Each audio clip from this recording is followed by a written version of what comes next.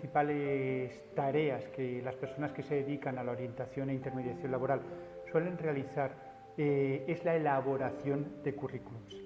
Los currículums son un documento que en sí no suma mucho en un proceso de selección. Es decir, no te van a contratar o no van a contratar a una persona por un currículum excelentemente hecho.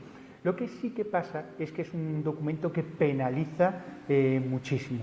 ¿Qué quiere decir? Que es muy probable que te descarten de un proceso de selección por un currículum mal hecho. Es por esto que las personas que se dedican, que nos dedicamos a esta área, ponemos mucho esmero en la elaboración de los currículums.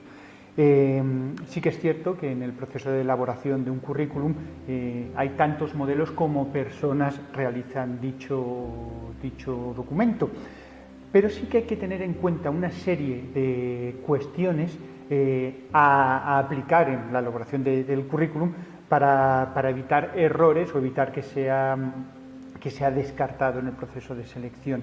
En este vídeo lo que vamos a comentar es algunos de esos tips importantes que tenemos que tener en cuenta a la hora de elaborar un currículum. Una de las cuestiones que bajo nuestro punto de vista es muy importante es el formato. Tenemos que tener en cuenta que nunca hay una segunda oportunidad para una primera impresión, y esto tenemos que aplicarlo tanto en la elaboración del currículum como cuando nos vamos a una entrevista de selección. Entonces, esa primera impresión que la persona seleccionadora va a tener de nosotros o de nosotras es el currículum. Entonces, elegir un formato interesante es muy importante. Este formato, cuando lo elijamos, tenemos que tener en cuenta cuál es nuestro perfil profesional e intentar adaptar ese formato al perfil profesional, y siempre intentar que sea un formato adecuado y que no sea muy chillón, valga la redundancia. Sí que es cierto que esto hay que cogerlo con pinzas, porque el formato tiene que estar acorde, como ya he dicho, a nuestro perfil profesional. Y hay determinados perfiles profesionales que sí que se permiten un diseño mucho más llamativo o mucho más chillón, vuelvo a poner comillas en la expresión. Hay muchas aplicaciones que nos permiten realizar este tipo de formatos, que son gratuitas y que aportan un valor interesante a nuestro currículum, ¿no? Como puede ser Genially, como puede ser Canva, o incluso desde Word, si sabemos diseñar más o menos bien, podemos hacer unos formatos chulos. Otras cosas importantes a tener en cuenta: una pequeña descripción de nuestro perfil profesional, es decir, unas pequeñas palabras que vengan a describirnos cómo somos como profesionales, ¿no? Por ejemplo, profesional del sector de la educación con más de 15 años de experiencia, en continuo crecimiento o en continuo desarrollo profesional, muy motivado por la enseñanza y el aprendizaje. Una cosa así, ¿no?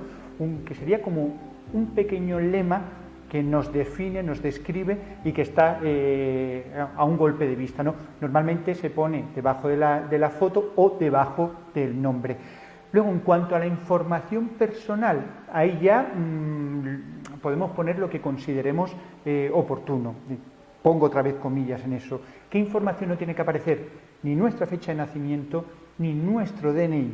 ¿Por qué? Porque son información que no aporta ningún valor a nuestra candidatura. Es más, puede penalizar, y todo tipo de información que penalice, mejor obviarla. Y además, que es que no, sobre todo porque no aportan nada al currículum. Incluso a la hora de poner la dirección, yo soy partidario de no poner la calle, sino poner la ciudad en la que vivimos. ¿Por qué? Porque hay calles que tienen mala reputación y pueden favorecer la discriminación de las personas que viven ahí. Entonces, como he dicho, cualquier información que no sume, fuera. Es importante también que intentemos utilizar mucho iconos visuales. Por ejemplo, si sabemos inglés, poner el iconito de la bandera inglesa y debajo el nivel que tenemos, ¿no? B1, B2, avanzado, medio. ¿Para qué? Para que ese impacto visual inicial nos ayude en la criba curricular. También cuestiones importantes, ¿no? el orden tiene que ser de lo último que tenemos a lo primero que conseguimos, tanto en formación como en experiencia. Intentamos mantener ese orden en ambos párrafos, incluso en formación complementaria, ¿no? en todos los apartados.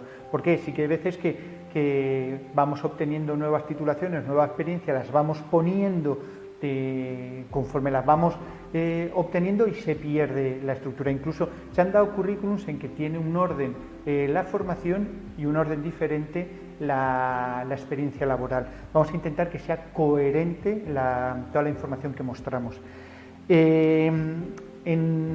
Cuando estamos describiendo nuestra experiencia laboral, debemos especificar muy bien las funciones que hemos realizado.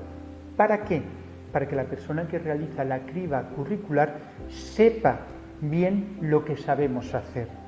Entonces, lo típico que ponemos, nuestro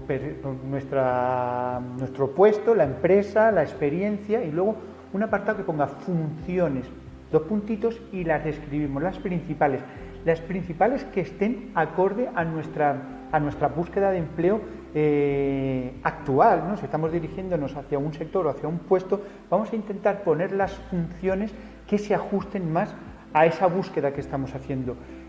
Para ello es importante decir y remarcar y recalcar que cada currículum debe responder a una oferta especial, a una oferta concreta a la que nos dirigimos. Por eso tenemos que tener un currículum genérico e ir modificándolo y ajustándolo a cada una de las ofertas a las que nos vamos a postular. Otra cuestión importante, las competencias. Cuando ponemos las competencias, yo personalmente soy partidario de graduarlas. ¿En qué sentido? Que cuando decimos capacidad de comunicación, eso es muy amplio. ¿Cuánto sé de eso? Entonces, una forma interesante de transmitir los conocimientos o las competencias que tenemos es mediante una graduación. Es decir, por ejemplo, de 1 a 5, ¿cuánto sé de comunicación? ¿Cuánto sé de Word? ¿Cuánto sé de Moodle? ¿Cuánto sé de gestión de equipos? Y poner aquellas en las que, bajo nuestro punto de vista, tenemos una puntuación de 3 en adelante, 3, 4 y 5, porque ahí se demuestra que dominamos esa competencia. Muchas veces se recurre a poner competencias, y al final incluso repetimos aquellas que creemos que son interesantes y eso al final no aporta nada. Entonces, desde un punto de vista de ese impacto visual, decir competencia y el grado de manejo de esa competencia es muy interesante. Otra cuestión a tener en cuenta en la elaboración de un currículum es las aficiones. ¿Las ponemos o no las ponemos? Si ya tenemos el currículum completo, 2 páginas llenas de información, y añadir esas aficiones supone una tercera página, no las pongamos, ¿no?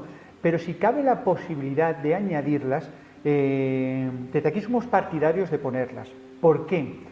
Porque detrás de una competencia, o sea, de un hobby, de una afición, hay una competencia. ¿Qué quiere decir? Por ejemplo, si a ti te gusta el buceo, detrás del buceo hay situaciones que generan mucho estrés. Estás debajo del agua, a 23 metros bajo el agua, y una persona que está en esa situación y lo gestiona y dice que es una afición, está demostrando que tiene capacidad de gestión de situaciones conflictivas, autocontrol, capacidad de soportar la presión. ¿Por qué? Porque estamos ante un hobby que requiere unas características personales. Entonces, aquellas aficiones que tengamos, que realmente sean aficiones y que aporten y que puedan aportar a nuestro perfil profesional, por decirlo de alguna forma, deben incluirse. Ten en cuenta que si pones una afición puede ser sujeta a que luego te pregunten en la entrevista, ¿no? Entonces, si te pones que te gusta leer y realmente no te gusta leer, te pueden preguntar cuál ha sido el último libro que te has leído para comprobar un poquito si realmente es una afición tuya. No vaya a decir la regenta en octavo de GB, porque al final demuestras que no conoces o que no es una afición.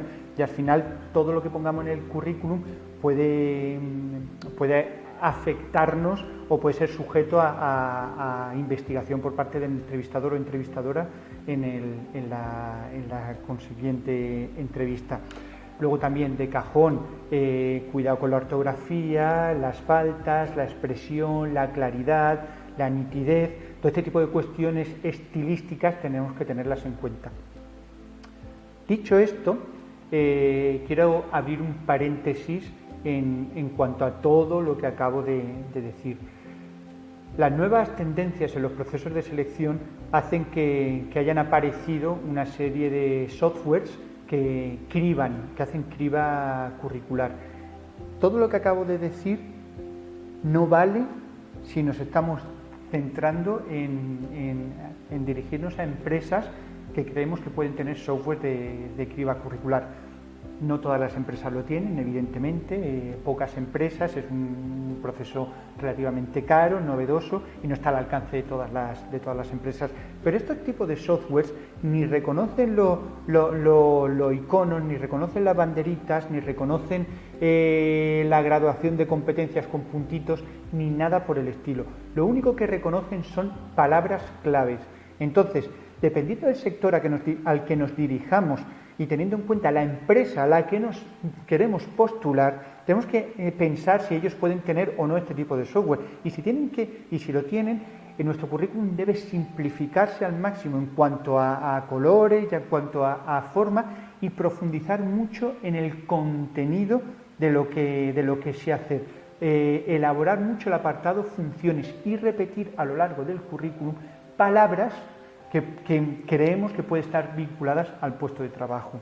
Esta sería la clave de los currículums destinados a las empresas que puedan tener este tipo de software. Como ya he dicho, no son las máximas, entonces el formato, el estilo y la visualización debe ser uno de nuestros criterios fundamentales. Teniendo en cuenta esto y aplicando un poquito de sentido común, es muy probable que nuestro currículum pase a la siguiente fase de los procesos de selección.